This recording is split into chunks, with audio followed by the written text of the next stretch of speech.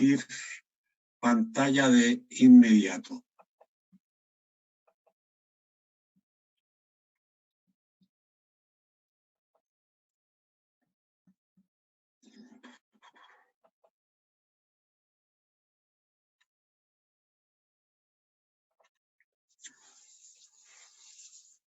¿Se ve bien el PowerPoint, jóvenes? Sí, profe. Perfecto. Sí, profe, se ve bien. Ya. ¿Han terminado sus pruebas ya o no? ¿El primer semestre? Faltan. ¿Ah? Todavía faltan exámenes. Todavía. ¿Hasta cuándo Sí. van a tener exámenes? Yo por lo menos tengo hasta el 18. 18 ya. Yo tengo el examen de obligaciones el 20. Ya. Perfecto. ¿Y ahí van a tener un receso? Una semana, creo que. Primero, después de los exámenes, que terminaría la semana del 20, tendríamos la otra semana, la semana de las opcionales. Y después de las opcionales tenemos un receso. Ya. O sea, ¿eso es la última semana de agosto o la primera de septiembre? El receso es la primera de septiembre, si no me equivoco. Ya. Porque las clases del segundo semestre empiezan la segunda semana de septiembre.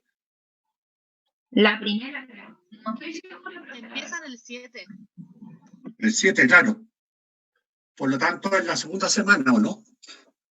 Sí, profe, es la segunda. Sí, pues, el lunes, sí. El receso de los anuales parece que es desde el 21 de agosto. Sí, desde el 21 de agosto y el 7 retomamos también, creo. Sí. Exactamente. Muy bien, pues. Bien, vamos a seguir avanzando en el análisis del derecho a la libertad personal y la seguridad individual. Ayer llegamos hasta analizar lo que era la detención, ¿cierto?, espontánea, ¿cierto?, que podía ser realizada por cualquier persona o por, ¿cierto?, la policía, pero sin, ¿cierto?, instrucciones previas. Y sobre todo en el caso, ¿cierto?, de delitos flagrantes, situación que también analizamos. Hoy día vamos a empezar analizando, ¿cierto?, el segundo tipo de detención, que es la detención policial. Esta detención policial puede ser y puede tener, por lo tanto, una naturaleza preventiva cuando la practican las fuerzas de orden y seguridad sin que exista una orden judicial previa, que generalmente en materia penal la otorga el juez de garantía, ¿no? Y puede también ser una detención policial ordenada, y existe detención policial ordenada cuando se realiza en cumplimiento esa detención de una orden judicial, ¿no? Por lo tanto, hay que tener claro también esta subclasificación de la detención policial en detención policial preventiva. Vuelvo a repetir, cuando la practican las fuerzas de orden y seguridad, vale decir, carabineros, investigaciones sin orden judicial previa, y una detención policial ordenada cuando se realiza en cumplimiento de una orden judicial. Veamos, en primer lugar, la primera hipótesis, vale decir, la de detención preventiva policial, la cual debe estar siempre basada en motivos racionales de suficiente intensidad que la legitimen, existiendo siempre el derecho al detenido de acudir, ¿cierto?, de amparo eventualmente, ¿cierto?, que sabemos, y ya lo hemos estudiado, que está contemplado en el artículo 21 de la Constitución, ¿cierto? ¿Y cuándo puede el detenido ir de amparo, de recurso a amparo? Cuando considere vulnerado su derecho a libertad personal en una forma, ¿cierto?, ilegal o arbitraria. Señalemos también dentro de esta perspectiva que el Código Procesal Penal, en el artículo 83, precisa que las actuaciones policiales que no requieren orden previa ni instrucciones particulares de los fiscales son las siguientes. En los casos en que la policía, ¿cierto?, preste auxilio a una víctima de un delito, cuando se practica la detención en los casos de flagrancia, como ya lo vimos anteriormente, y también para resguardar el sitio del suceso de un determinado delito, para, en definitiva, realizar las investigaciones pertinentes. En cuarto lugar, para identificar a los testigos y consignar las declaraciones que estos prestaren voluntariamente, tratándose de los casos que se alude, ¿cierto?, fundamentalmente a la petición de auxilio o en el caso de practicar la detención en los casos de flagrancia. A su vez, recibir las denuncias del público y efectuar las demás actuaciones que dispusieren otros cuerpos legales, ¿cierto?, que en definitiva la policía debe aplicar. Luego tenemos la detención judicial. La detención judicial, ¿cierto?, es efectuada por una actuación administrativo-policial en la ejecución de una orden que viene dado, ¿cierto?, de una autoridad del Poder Judicial vinculada al desarrollo del proceso penal. Esta detención está regulada en el artículo 127 del Código Procesal Penal. La finalidad de esta detención es poner al detenido a disposición del juez para que éste adopte la decisión que estime pertinente. En el fondo, puede el juez tomar declaración al detenido, puede adoptar, ¿cierto?, la eventual decisión de decretar una prisión provisional, ¿cierto?, y eventualmente también fijar una fianza en caso de libertad provisional. La detención judicial es así una medida precautelar que se dirige a que el juez pueda adoptar una medida cautelar posterior respecto de la persona del detenido. Señalemos a su vez los plazos para esta detención, ¿cierto?, tanto la preventiva como la detención judicial. La detención judicial no puede exceder de 48 horas, debiendo dentro de dicho lapso ponerse al detenido a disposición del tribunal competente, como establece taxativamente el artículo 19, número 7, inciso segundo de la Constitución en su literal C, que nos dice: si la autoridad hiciere arrestar o detener a alguna persona, deberá dentro de las 48 horas siguientes dar aviso al juez competente poniendo a su disposición al afectado. Si la detención fuera una detención preventiva policial, ¿cierto?, el artículo 131 del Código Procesal Penal, ¿cierto?, en su inciso segundo, determina que el agente policial que la hubiere realizado o el encargado del recinto de detención deberá informar de ella al Ministerio Público dentro del plazo máximo de 12 horas.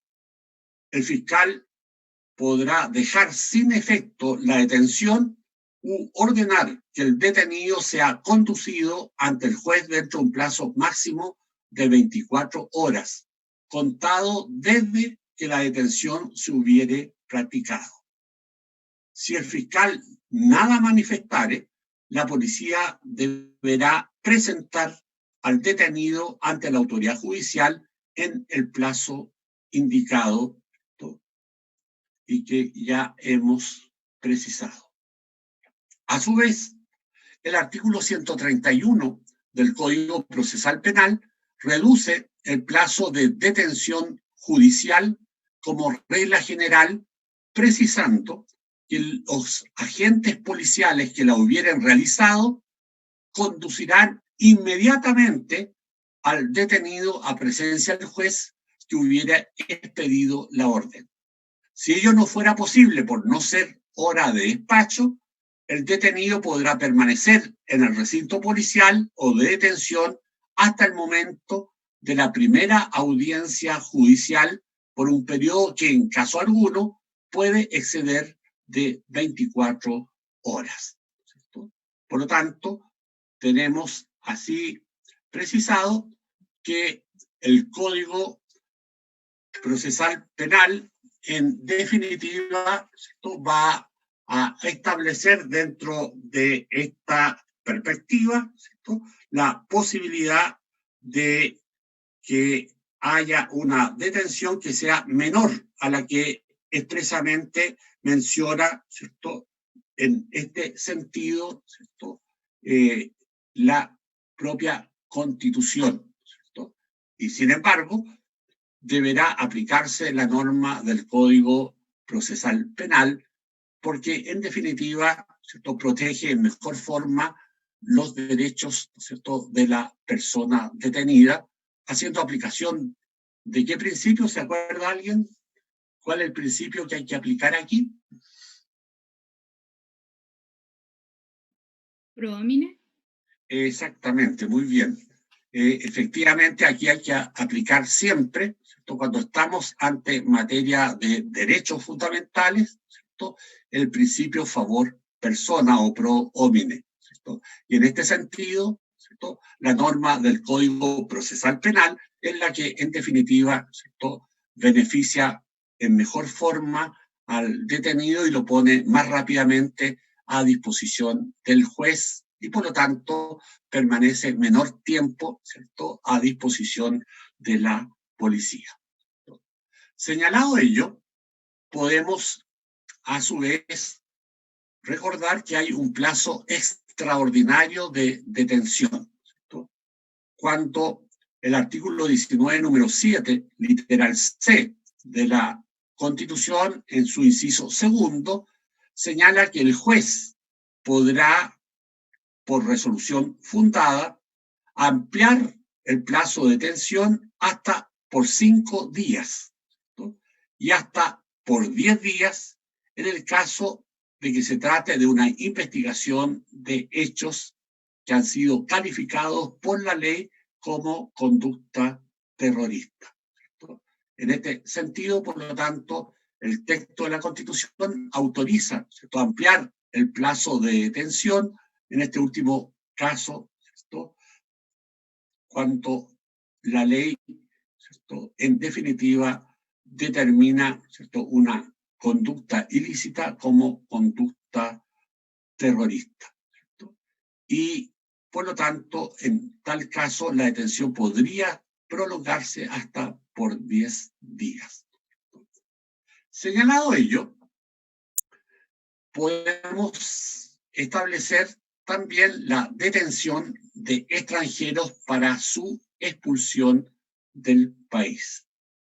La detención de un extranjero para eventualmente determinar su expulsión del territorio nacional no puede sustraerse al plazo máximo de detención preventiva de 48 horas sin ser puesto a disposición judicial, aunque no es una detención preventiva, en este caso, de carácter penal o criminal, ya que en el caso penal la decisión sobre la suerte del detenido la determina el juez, mientras que la expulsión posterior a la detención es de resorte no del juez, sino de la autoridad gubernativa, actuando en un interés específico estatal y no como mero auxiliar de la justicia.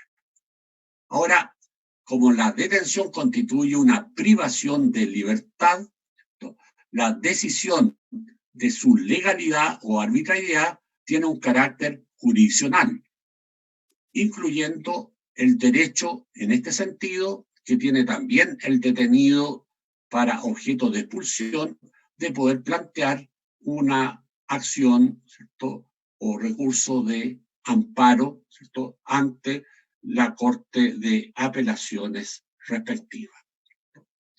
Señalemos también que en esta materia la Corte Interamericana de Derechos Humanos, ¿cierto?, en un caso boliviano, el caso de la familia Pacheco Tineo con el Estado Plurinacional de Bolivia, determina que en el ámbito del derecho internacional se han desarrollado ciertos límites a la aplicación de las políticas migratorias que imponen en procedimientos de expulsión o deportación de extranjeros un apego estricto a las garantías del debido proceso, la protección judicial y al respeto de la dignidad humana, cualquiera sea la condición jurídica o estatus, ¿cierto?, que tengan los migrantes, ¿cierto?, y por lo tanto, independientemente si esa migración es legal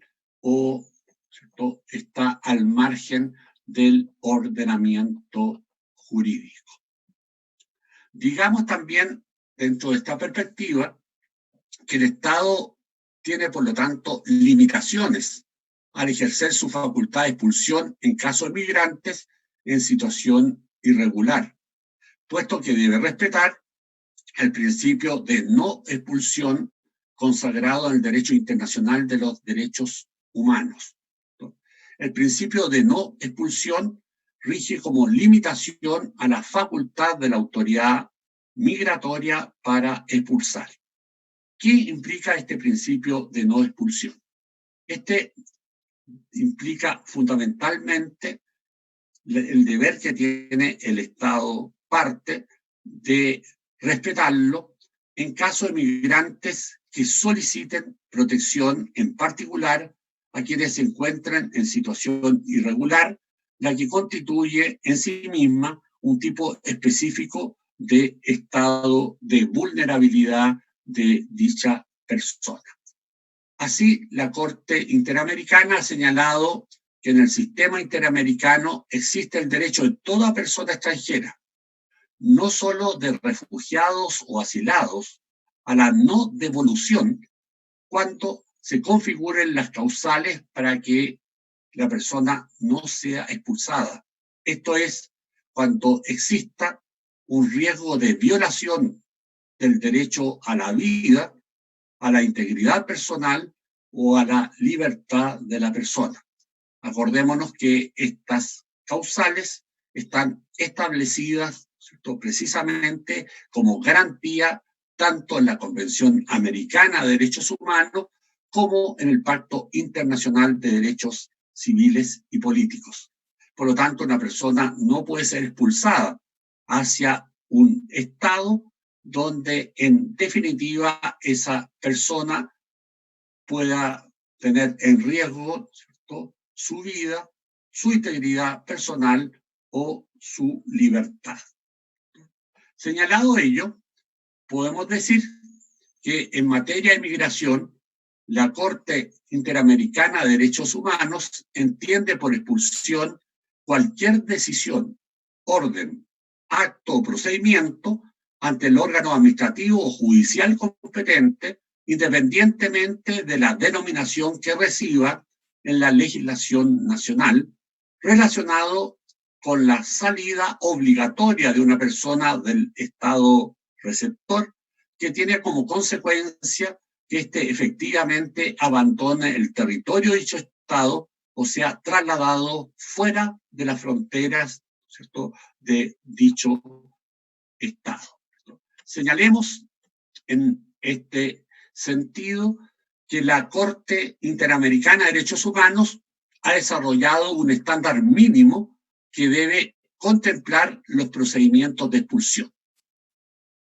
esta expulsión, en primer lugar, debe ser individual y no colectiva. Recordemos, ¿cierto?, que ayer vimos, ¿cierto?, que existía una prohibición, ¿cierto?, de expulsión colectiva, ¿cierto? Por lo tanto, cada persona que va a ser expulsada debe establecerse un motivo específico para ello, debiendo evaluarse las circunstancias personales de cada individuo, como asimismo, ¿cierto?, debe esa decisión estar exenta de discriminación, ya sea por motivos de raza, de nacionalidad, de color, de sexo, lengua, religión, opinión política, origen social u otro motivo, y deben además observarse las siguientes garantías.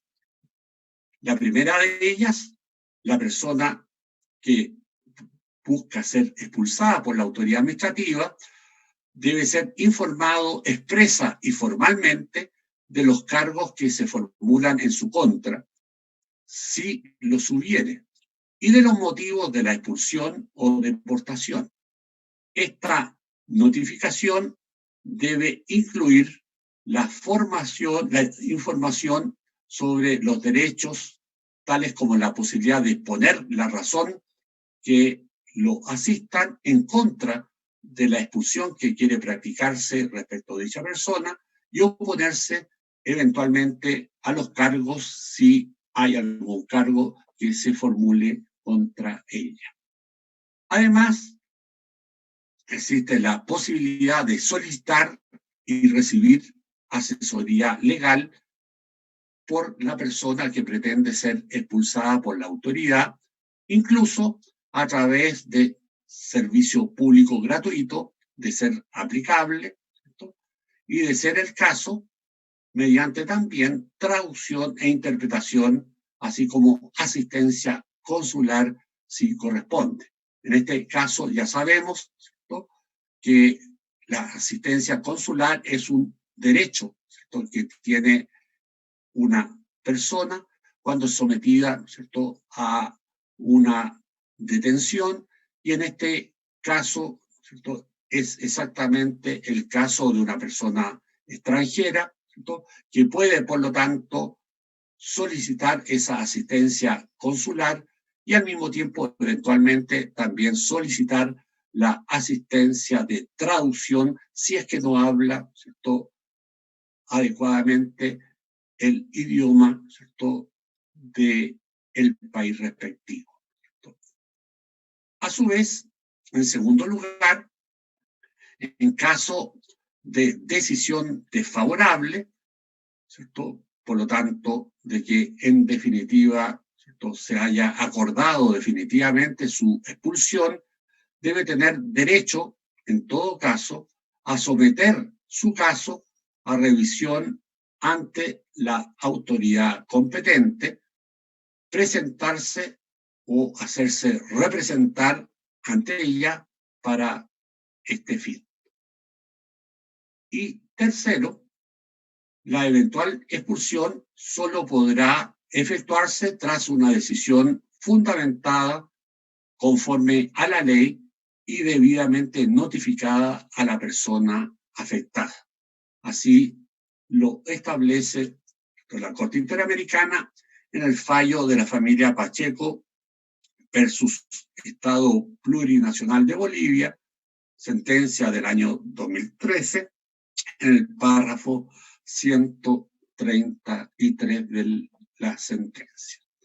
A su vez, recordemos también la sentencia del Tribunal Constitucional chileno en el rol 2273, ¿no?, donde considera los estándares de derechos emanados del Corpus Juris Interamericano en su control de convencionalidad, reconociendo que existe un nuevo estándar establecido por el derecho internacional de los derechos humanos, no discriminando entre extranjeros, considerando las relaciones familiares, ¿cierto? Por lo tanto, si se pretende expulsar, ¿cierto?, a eventualmente un padre de familia cuya cónyuge o pareja y sus hijos están en Chile, obviamente, ¿cierto?, esa perspectiva debe ser examinada con máxima atención, porque en definitiva el derecho internacional exige que la persona no pueda, ¿cierto?, ser expulsada cuando eso, ¿cierto?, implica, ¿cierto?, una desunión del grupo familiar, ¿cierto? En este caso podrá tomar solo la decisión, ¿cierto?, de expulsión si es que con ello no produce una desintegración del grupo familiar, ¿cierto? Por lo tanto, las relaciones familiares son un aspecto importante en la determinación de expulsión, ¿cierto?, de un extranjero, ¿cierto? A su vez, esto es lo que se denomina el principio de reagrupación familiar, atendiendo a las persecuciones que por motivos políticos o aquellas que pongan en riesgo la vida y la integridad física y psíquica del extranjero, reconociendo los derechos constitucionales de los migrantes que hayan ingresado regularmente o estén en fase de regularización en el ordenamiento jurídico nacional. Señalemos también que las prohibiciones absolutas de aplicación de la expulsión, la que se considera respecto de personas nacionales del respectivo Estado, ¿cierto?, y también, ¿cierto?, las expulsiones colectivas. En este sentido, tenemos que señalar, ¿cierto?, que de acuerdo a los estándares establecidos tanto por la Convención Americana como por el Pacto Internacional de Derechos Civiles y Políticos, prohíbe la expulsión de nacionales del respectivo país, ¿cierto? Por lo tanto, nadie que sea chileno, que tenga nacionalidad chilena, puede ser expulsado de Chile, ¿cierto? Ahí hay una prohibición absoluta, ¿cierto? Y lo mismo ocurre respecto, como ya señalamos previamente, de las expulsiones colectivas. No pueden en ningún caso realizarse expulsiones colectivas, ¿cierto?, sino que en definitiva las expulsiones deben estar justificadas en cada caso específico para cada persona.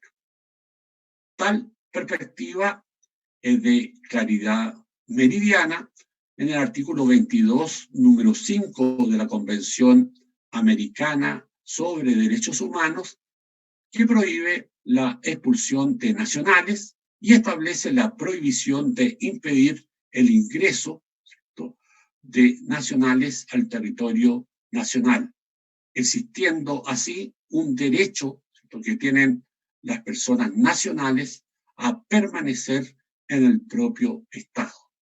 Así, un nacional siempre se encuentra legalmente en el territorio del propio Estado, como señala el Comité de Derechos Humanos de Naciones Unidas en la observación general número 15 de abril del año 1986 en el párrafo cuarto. Señalemos también, dentro de esta perspectiva, que el artículo segundo, ¿cierto?, de la Convención Internacional de Personas, ¿cierto?, dispone que se considera desaparición forzada, ¿cierto?, la privación de la libertad a una o más personas, cualquiera que fuere su forma, cometida por agentes del Estado o por personas o grupos de personas que actúen con la autorización, el apoyo o la aquiescencia del Estado, seguida de la falta de información o de la negativa a reconocer dicha privación de libertad o de informar sobre el paradero de dicha persona, con lo cual se impide el ejercicio de esa persona de los recursos legales y de las garantías procesales correspondientes. En este sentido, la Convención Internacional, ¿cierto?, sobre desapariciones forzadas de personas establece, ¿cierto?, la ilicitud, ¿cierto?, desde el punto de vista del derecho internacional de lo que son estas detenciones, ¿cierto?, y que llevan a la desaparición forzada de personas. La Corte Interamericana, a su vez, ha señalado que la desaparición forzada de personas es una violación de derechos humanos constituida por 3 elementos concurrentes. La primera es la privación de la libertad, acompañada de la intervención directa de agentes estatales o con la aquiescencia de estos, y la negativa de reconocer la detención y de revelar la suerte o el paradero de la persona afectada.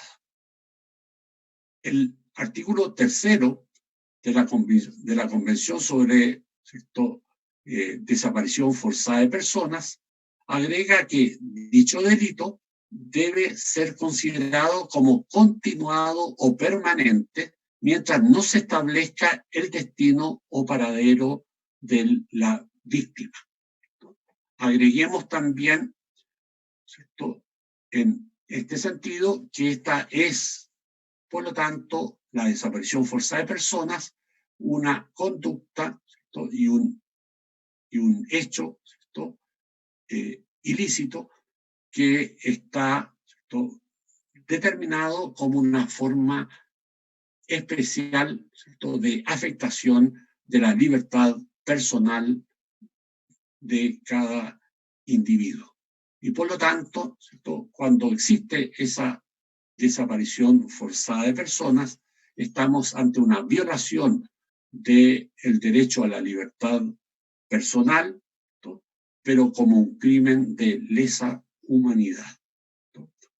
A su vez, tenemos por otra parte, ¿cierto?, lo que es la detención por deuda, ¿cierto?, que en este sentido también, ¿cierto?, está prohibida, ¿cierto?, por la Convención Americana de Derechos Humanos, ¿cierto? Esta prohibición está determinada claramente en el artículo 7º, número 7, que, como ya lo precisamos el día de ayer, establece que nadie puede ser detenido por deudas, agregándole un límite a este principio. Y ese límite es el que la norma no afecta los mandatos de la autoridad judicial competente dictadas por incumplimiento de deberes alimentarios.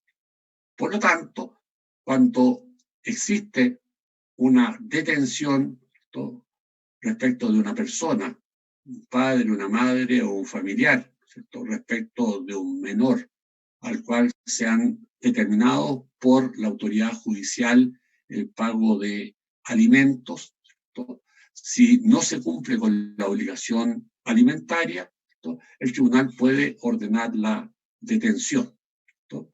Este es el caso excepcional en el cual, ¿cierto?, hay una excepción a la prohibición de detención por deudas. Las deudas alimentarias, en este sentido, sí habilitan a la eventual detención de una persona. En tal perspectiva, podemos decir que lo que aquí contiene el numeral 7º del artículo 7º de la Convención Americana de Derechos Humanos está también especificado en el artículo 9º, número 3 del Pacto Internacional de Derechos Civiles y Políticos, y por lo tanto ambos pactos o convenciones, ¿cierto?, de derechos humanos establecen exactamente la misma excepción a lo que es la prohibición de detención por deudas.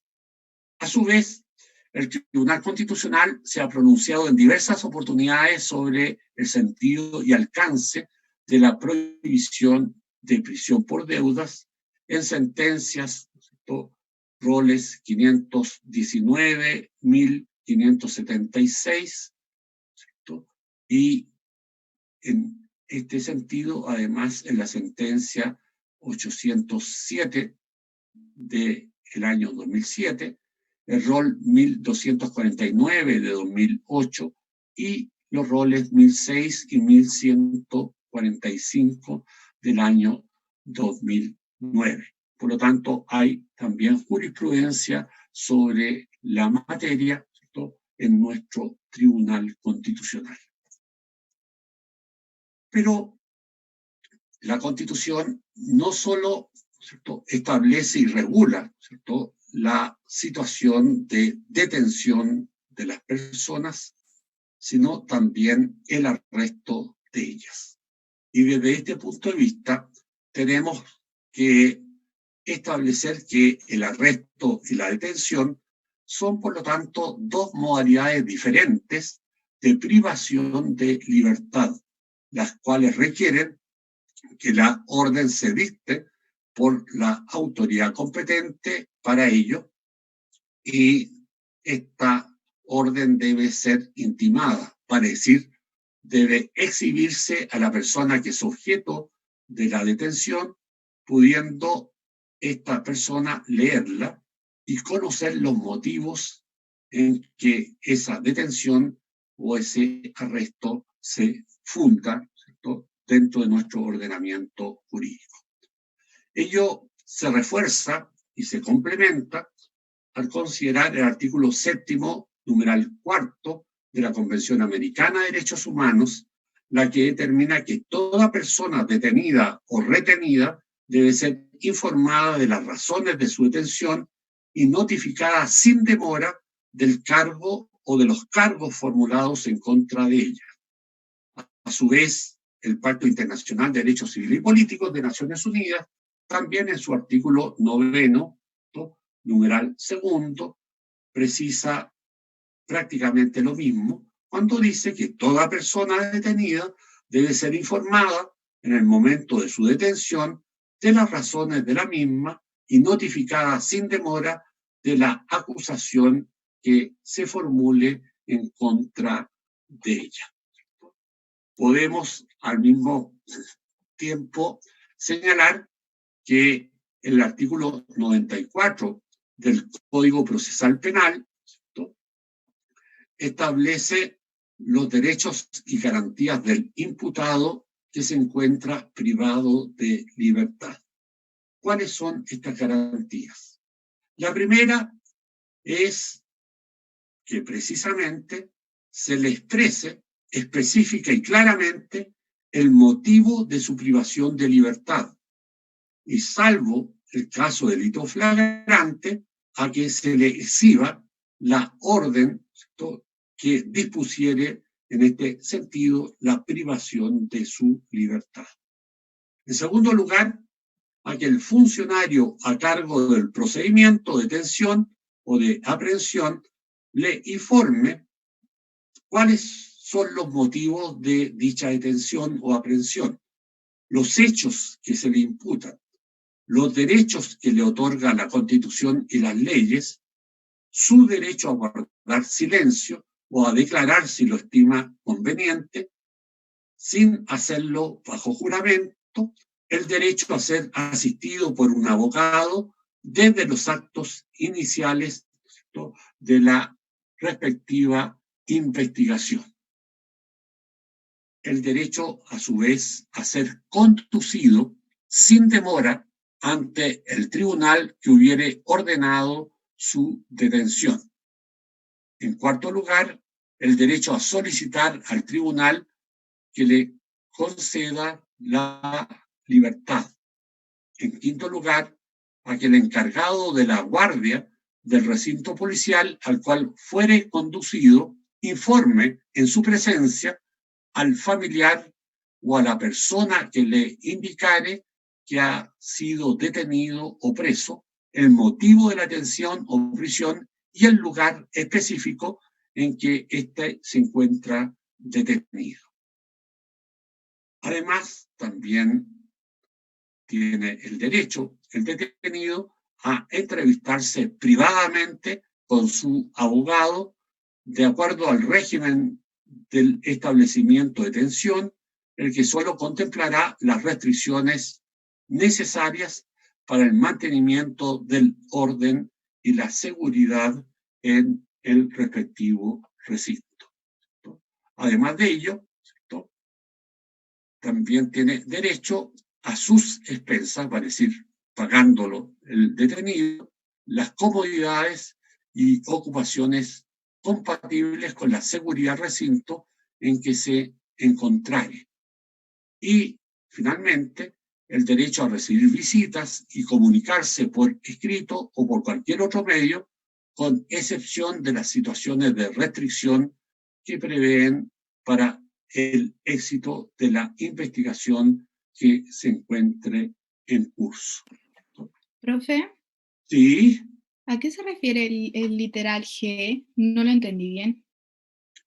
a tener a sus expensas, dice el literal, las comodidades y ocupaciones compatibles con la seguridad del recinto en que se encontrare. Vale decir, ¿no?, que el detenido puede pagar eventualmente, ¿cierto?, la posibilidad de tener una comida mejor, ¿cierto?, que la que otorga el recinto, si éste la cancela, ¿cierto?, y la compra, ¿cierto?, con sus propios recursos, o la posibilidad al mismo tiempo, ¿cierto?, de tener eventualmente en la celda, ¿cierto?, determinado radio, ¿cierto?, o eventualmente la posibilidad de tener acceso, ¿cierto?, a diarios, etcétera, ¿cierto? Vale decir, todo ello a expensas, ¿cierto?, de la propia persona que se encuentra detenida, si con ello, ¿cierto?, no se genera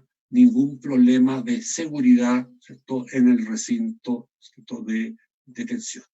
Gracias, profe. Ahora sí me quedó claro. Bien, veamos a su vez, ¿cierto?, cuáles son los lugares de detención y prisión de las personas. El literal del artículo 19, número 7 de la Constitución precisa que nadie puede ser arrestado o detenido, sujeto a prisión preventiva o preso, sino en su casa o en lugares públicos destinados a ese objeto. Estos lugares destinados a mantener a las personas arrestadas, detenidas, ¿cierto?, también, ¿cierto?, a las personas presas, ¿cierto?, y eventualmente sujetas también a prisión preventiva, se denominan establecimientos de rehabilitación y tratamiento penitenciario que se encuentran a cargo de Gendarmería de Chile, que es un servicio dependiente del Ministerio de Justicia.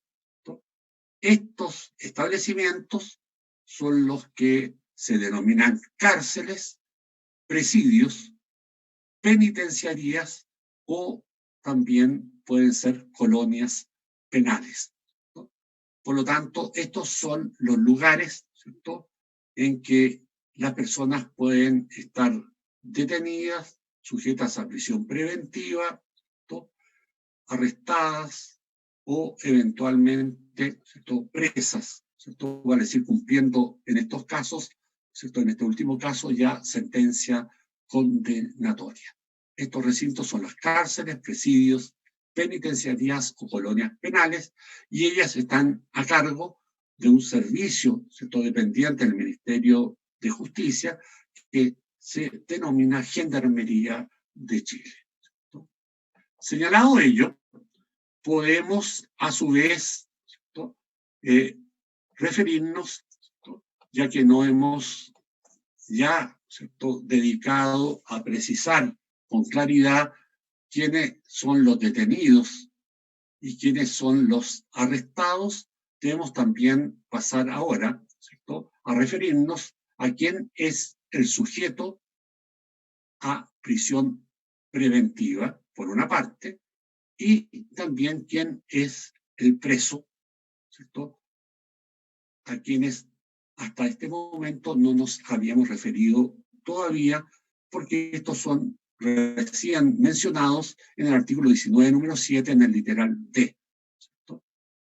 y por lo tanto podemos señalar que la persona se encuentra en prisión preventiva cuando, después de haber sido imputado, ¿cierto?, por un determinado delito, ¿cierto?, de carácter penal, se le priva de su libertad por un tiempo variable como medida cautelar que está destinada a asegurar el éxito, ¿cierto?, de la investigación y del desarrollo del proceso. Así, el individuo no está condenado, ya que la condena solo podrá producirse con la sentencia definitiva, ¿cierto?, que produce cosa juzgada material. Y por lo tanto, ¿cierto?, el individuo solo está imputado, ¿cierto?, va a decir, ¿cierto?, sujeto a investigación y ni siquiera está todavía, ¿cierto?, siendo, ¿cierto?, en esta perspectiva sometido a juicio, ¿cierto? Está en la etapa previa al juicio, ¿cierto? Y por lo tanto, ¿cierto?, es una persona que está en este sentido, ¿cierto?, todavía, ¿cierto?, en una etapa del procedimiento penal, ¿cierto?, en que se encuentra imputado, ¿cierto?, y que está sometido a prisión preventiva, ¿cierto? Señalemos, a su vez, qué es la prisión preventiva.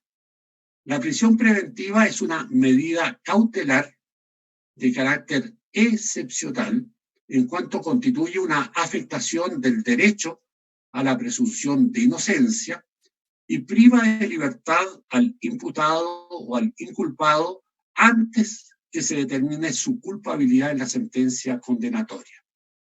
La prisión preventiva se justifica en la necesidad de dotar de eficacia al resultado del proceso y asegurar la presencia de las personas inculpadas en el respectivo juicio.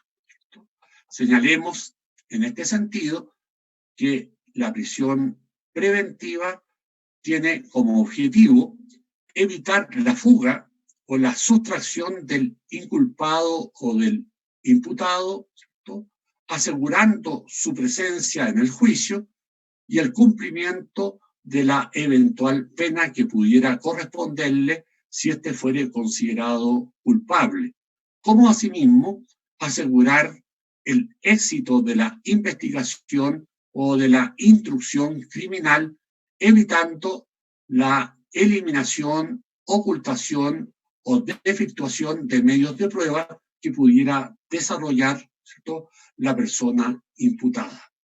También se utiliza, en este sentido, la prisión preventiva como un medio para resguardar la seguridad del ofendido por el delito o la seguridad de la sociedad cuando el inculpado o imputado es un peligro para ella, de acuerdo a lo que determina el texto constitucional. A su vez, sobre esta materia, también hay estándares, ¿no?, previstos por la Corte Interamericana de Derechos Humanos. Así, en el caso Suárez-Rosero, ¿no?, la Corte Interamericana de Derechos Humanos señaló que consideraba indispensable destacar que la prisión preventiva es la medida más severa que se le puede aplicar al imputado en un delito, motivo por el cual su aplicación debe tener un carácter excepcional, en virtud de que se encuentra limitada por los principios de legalidad, presunción de inocencia, necesidad y proporcionalidad indispensables en el cuadro de una sociedad democrática. Desde esta perspectiva, a su vez, la Corte Interamericana, en el caso Instituto de Reeducación del Menor versus Paraguay, determina que la prisión preventiva debe ceñirse estrictamente a lo dispuesto en el artículo 7º, párrafo 5º de la Convención Americana, en el sentido de que no puede durar más allá de un plazo razonable, ni más allá de la persistencia de la causal que se invocó para justificarla. No cumplir con estos requisitos equivale, dice la Corte Interamericana, a anticipar una pena sin que exista sentencia, lo que contradice los principios generales del derecho universalmente reconocido. Señalemos, a su vez, que también la Corte Interamericana de Derechos Humanos, en un caso chileno, ¿cierto?, que es el caso Norín Catrimán y otros versus Chile, ¿cierto?, también se refiere nuevamente al tema, ¿cierto?, de la prisión preventiva en el párrafo 310 de la sentencia, cuando señala que en casos excepcionales el Estado podrá recurrir a una medida de encarcelamiento preventivo a fin de evitar situaciones que pongan en peligro la consecución de los fines del proceso. Para que una medida privativa de libertad se encuentre en concordancia con las garantías consagradas en la Convención Americana, su aplicación debe conllevar, en primer lugar, un carácter excepcional y respetar el principio de presunción de inocencia y los principios de legalidad, necesidad y proporcionalidad indispensables en una sociedad democrática. Y agrega que es la prisión preventiva una medida cautelar y no una medida punitiva. Debe estar, por lo tanto, dirigida solamente a lograr fines legítimos y razonablemente relacionados con el proceso penal que se encuentra en curso. No puede convertirse en una pena anticipada, ni basarse en fines preventivos generales o preventivos especiales atribuibles a la pena. En segundo lugar, debe fundarse en elementos probatorios suficientes. Deben existir, por lo tanto, elementos probatorios que permitan suponer razonablemente que la persona sometida a proceso ha participado en el ilícito que se investiga. Y continúa en este sentido el análisis, ¿cierto?, de la Corte Interamericana, señalando que para la Corte la sospecha tiene que estar fundada en hechos específicos, esto es, no en meras conjeturas o intuiciones abstractas. De allí se deduce que el Estado no debe detener para luego investigar, sino que por el contrario, solo está autorizado a privar de la libertad a una persona cuando alcance el conocimiento suficiente para poder llevarla a un determinado juicio. En tercer lugar, ¿cierto?, la privación, ¿cierto?, preventiva de la libertad debe estar sujeta a revisión periódica. La Corte ha puesto de relieve que no debe prolongarse la prisión preventiva cuando no subsistan razones que motivaron su adopción. Y también ha observado que son las autoridades nacionales las encargadas de valorar la pertinencia o no del mantenimiento de esta medida cautelar extraordinaria que emana conforme a su propio ordenamiento. Al realizar este análisis, las autoridades nacionales deben ofrecer, por lo tanto, los fundamentos suficientes que permitan conocer cuáles son los motivos por los cuales se mantiene la restricción de la libertad a través de la prisión preventiva. La Corte también ha determinado que la medida de prisión preventiva no basta que se ajuste a la ley, sino que además debe respetar un conjunto de requisitos. ¿Cuáles son ellos? En primer lugar, que tenga una finalidad compatible con la Convención Americana. La finalidad de las medidas que priven o restrinjan la libertad deben ser, por lo tanto, compatibles con la Convención.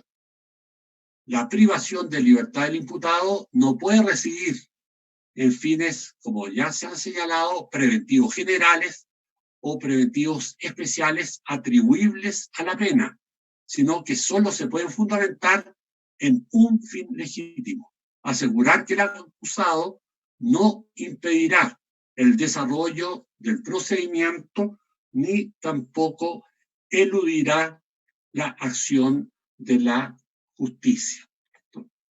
La Corte ha indicado reiteradamente que las características personales del supuesto autor y la gravedad del delito que se le imputa no son por sí mismos justificación suficiente de la prisión preventiva. Asimismo, ha destacado que el peligro procesal no se presume, sino que debe realizarse la verificación del mismo en cada caso, fundado en circunstancias objetivas y ciertas del caso concreto. Además, se requiere que haya idoneidad. Las medidas adoptadas de prisión preventiva deben ser idóneas para cumplir con el fin perseguido, que ya sabemos que es que la persona se encuentre a disposición del tribunal para efectos del respectivo juicio. Además, debe cumplirse con el principio de necesidad. Por lo tanto, solo se adopta la medida cautelar excepcional de prisión preventiva cuando ella es absolutamente indispensable y, en definitiva, por lo tanto, se aplica ella y no otras medidas que pueden ser menos gravosas, ¿cierto? Porque obviamente dentro de las medidas cautelares, ¿cierto?, la prisión preventiva es la más gravosa de todas ellas, ¿cierto? Porque obviamente hay otras medidas cautelares que también afectan la libertad, como por ejemplo la detención, ¿cierto?, domiciliaria, ¿cierto?, de la persona en su propio domicilio, ¿cierto?, o eventualmente el arresto nocturno, etcétera, etcétera, ¿cierto?, que son, por lo tanto, también medidas cautelares personales, pero menos gravosas que, en este sentido, la prisión preventiva, ¿cierto?, que implica, ¿cierto?, que la persona se encuentra en un recinto, ¿cierto?, ante los cuales, ¿cierto?, se encuentran las personas privadas de libertad, ¿cierto? Señalemos también dentro de esta perspectiva, ¿cierto?, el elemento de la proporcionalidad, ¿cierto? Por lo tanto, la prisión preventiva debe ser proporcional, ¿cierto? Debe ser, en este sentido, ¿cierto?, estructurada de una forma que el sacrificio inherente a la restricción del derecho a la libertad no reciba exagerado, no sea exagerado o desmedido frente a las ventajas que se obtienen mediante tal restricción y el cumplimiento de la finalidad perseguida. Y, en quinto lugar, cualquier restricción de la libertad que no tenga una motivación suficiente que permita evaluar si se ajusta o no a las condiciones, ¿no es cierto?, señaladas, será arbitraria y, por lo tanto, violará, ¿cierto?, en tal sentido el artículo 7º, párrafo 3º de la Convención Americana sobre Derechos Humanos. En este sentido, para ordenar la prisión preventiva, ¿cierto?, el Código Procesal Penal, ¿cierto?, establece requisitos que están establecidos en el artículo 140 de él, ¿cierto? Por lo tanto, se requiere que existan antecedentes que justifiquen la existencia del delito que se investigare, que es uno de los elementos que determina la Corte Interamericana de Derechos Humanos.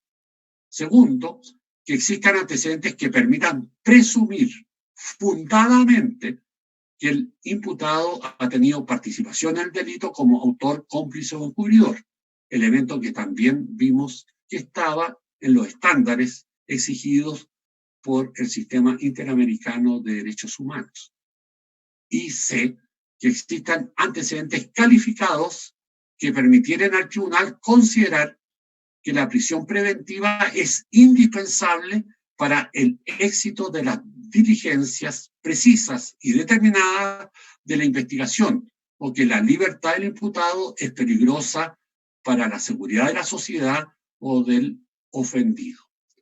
En este sentido, aquí vamos a encontrar un solo elemento que puede ser compatible o no compatible, ¿cierto?, con los estándares interamericanos, ¿cierto?, en materia de derechos humanos fijados por la Corte Interamericana. Y en este caso, la única causal que puede ser aplicada correcta o incorrectamente puede ser fundamentalmente la causal de peligro para la seguridad de la sociedad, ¿cierto? Y esto lo vamos a ver un poco más adelante, ¿cierto? A su vez, el Código Procesal Penal, en su artículo 139, señala que la prisión preventiva solo procederá cuando las demás medidas cautelares personales fueren insuficientes para asegurar la finalidad del procedimiento. Por lo tanto, esto es también una exigencia de los estándares mínimos del sistema interamericano. Para decir, solo se puede aplicar la prisión preventiva cuando las otras medidas cautelares personales fueren insuficientes para asegurar la finalidad del procedimiento, para decir, del juicio penal. Agreguemos al mismo tiempo que en este sentido, ¿cierto?, en el caso Norín Catrimán y otros versus Chile, la Corte Interamericana, en su párrafo 322, examina específicamente la causal de peligro para la sociedad. Y señala la Corte Interamericana que esta solamente legitima, ¿cierto?, esta prisión preventiva cuando busca un fin cautelar y no cuando busca un fin punitivo o anticipatorio de la pena. Efectivamente, en este sentido, la Corte considera que el referido fin de impedir que la libertad del imputado resulte peligrosa para la seguridad de la sociedad tiene un sentido abierto que puede permitir fines que no sean acordes con la Convención. Y en este sentido, en este párrafo 322 de la sentencia, señala, en este sentido, el caso al referirse a la peligrosidad, solo se aludió a dos de los criterios que el artículo 363 del Código de Procedimiento Penal disponía que debían ser tenidos, especialmente en cuenta la gravedad de la pena asignada al delito y el número de delitos que se le imputare y el carácter de los mismos. La Corte reitera que no alcanza con la utilización de esos criterios por sí solos para justificar la prisión preventiva, ¿cierto? Y por lo tanto le hace un reproche, ¿cierto?, al Estado de haber aplicado la prisión preventiva en base solo a esos criterios, ¿cierto? Y agrega la Corte en tal caso, ¿cierto?, que como no se había establecido legalmente la responsabilidad penal, el señor Ancalaf Yaipé tenía derecho a que se le presumiera inocente con arreglo al artículo 8.2 de la Convención Americana.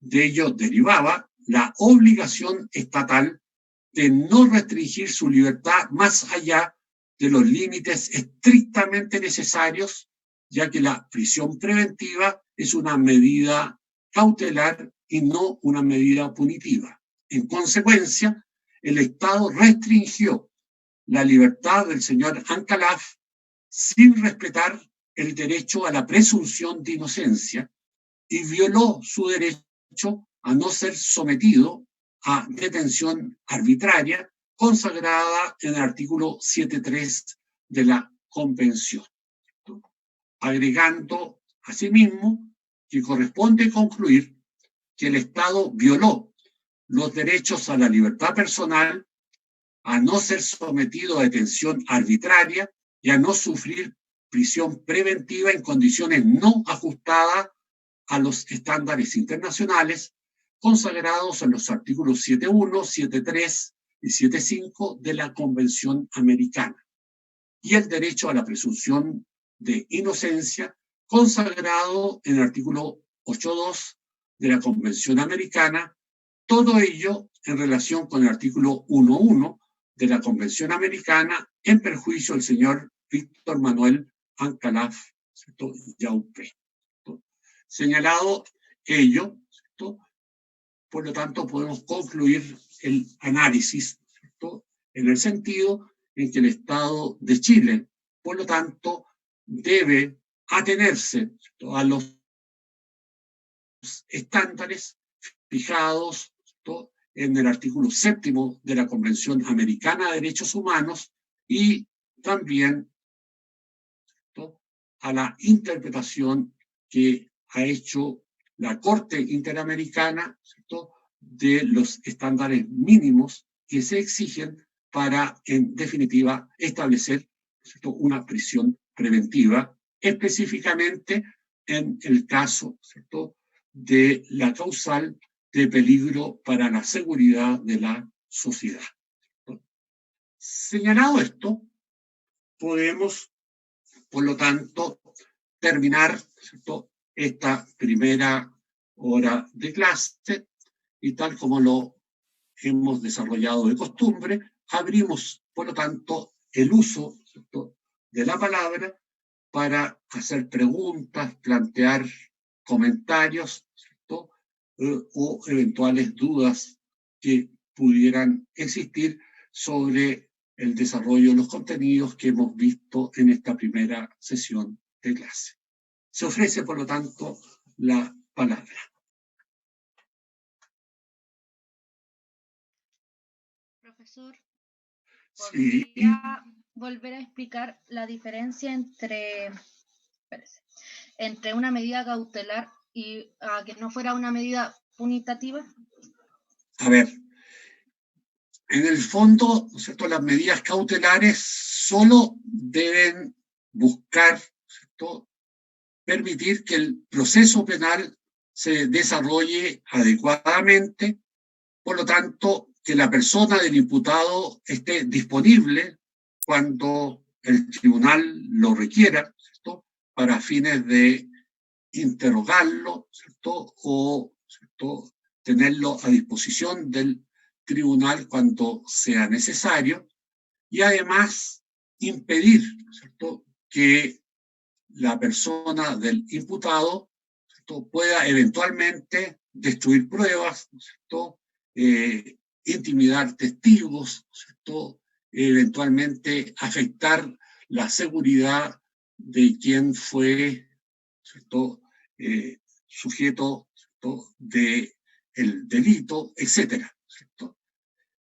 Y por lo tanto, ¿cierto?, solo la medida de prisión preventiva puede ser considerada en tal perspectiva como una medida cautelar personal, ¿cierto?, que posibilite mantener a la persona, ¿cierto?, a disposición del tribunal e impedir que ésta, ¿cierto?, en definitiva altere, ¿cierto?, los medios de prueba que el tribunal pueda, ¿cierto?, llegar a tener para adquirir la convicción o no de que la persona es culpable.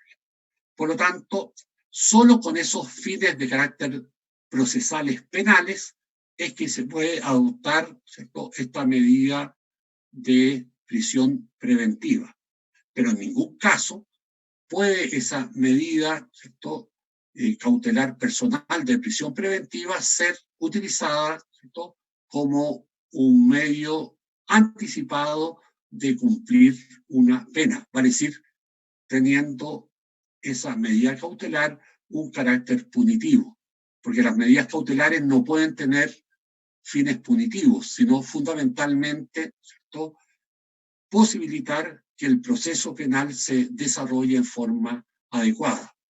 Solo va a tener, ¿cierto?, un carácter punitivo, ¿cierto?, cuando el tribunal, a través de una sentencia definitiva, ¿cierto?, y que tenga valor de cosa juzgada material, determine la culpabilidad, ¿cierto?, del imputado como autor, cómplice o encubridor de un delito, y por lo tanto determine la pena. Ahí, por lo tanto, la persona deja de ser ya inculpado, ¿cierto?, y sujeto, ¿cierto?, en este sentido, ¿cierto?, al proceso penal, para convertirse, ¿cierto?, una vez dictada la pena, en una sentencia definitiva y con valor de cosa juzgada, ¿cierto? En ese caso, ¿cierto?, la persona encontrada responsable va a tener que cumplir la pena respectiva, ¿cierto?, determinada por el tribunal en la sentencia. Y por lo tanto, solo la sentencia puede establecer una pena, ¿cierto? No puede haber penas anticipadas en el proceso penal. Ok, profesor, muchas gracias. De nada. ¿Alguna otra pregunta, duda, comentario?